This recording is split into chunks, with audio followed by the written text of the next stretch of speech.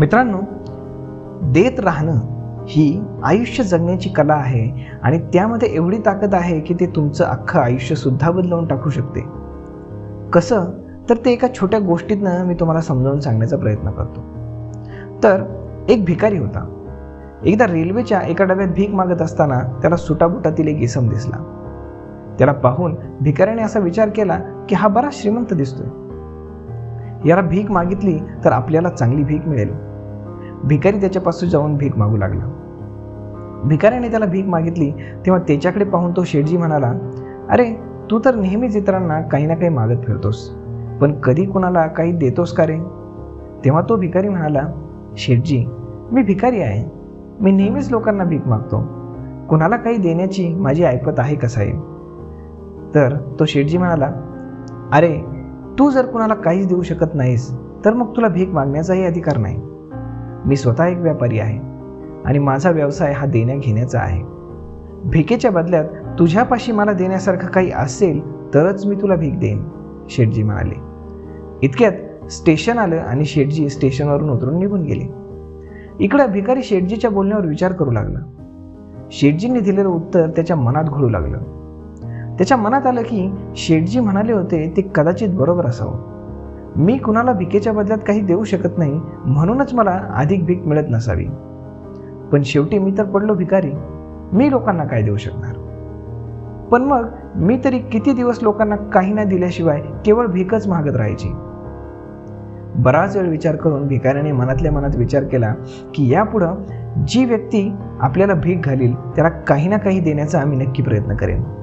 पण द्यायचं तर काय द्यायचं? जी व्यक्ती स्वतःच भिकारी आहे ती व्यक्ती इतरांना खरंच काय देऊ शकेल? दिवसभर हाच एक विचार त्याच्या मनात घोळत होता, पण त्याला उत्तर सापडत नव्हतं. विचारांच्या तंद्रीत तो दुसऱ्या दिवशी स्टेशनपाशी बसला होता. तेवढ्यात त्याचं लक्ष स्टेशनजवळील फुलांच्या झाडांकडे गेलं.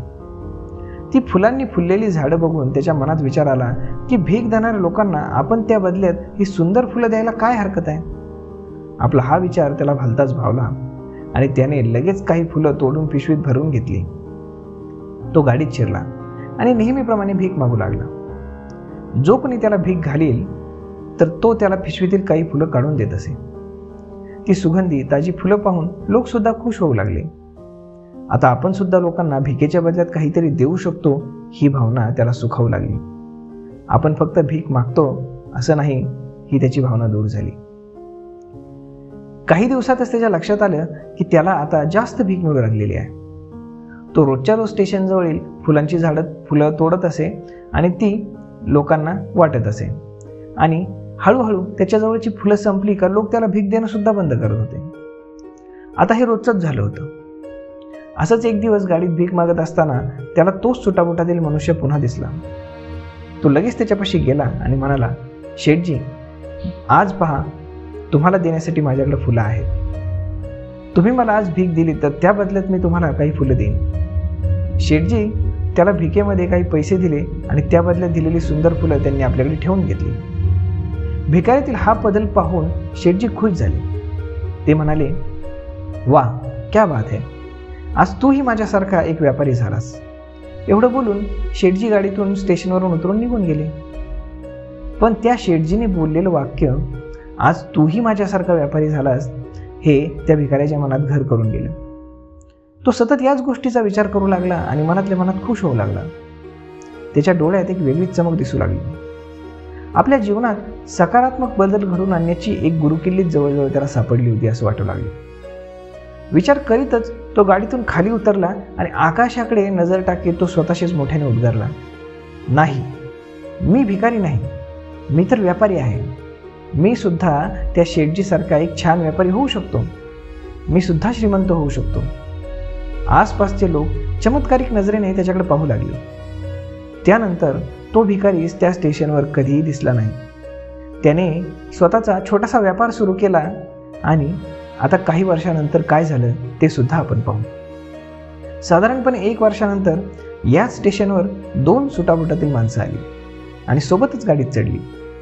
दोघांनी एकमेकांकडे पाहिलं. त्याच्यापैकी एकाने दुसऱ्या माणसाला हात जोडून नमस्कार केला आणि स्मित हास्य करत विचारलं, ओळखलत का मला?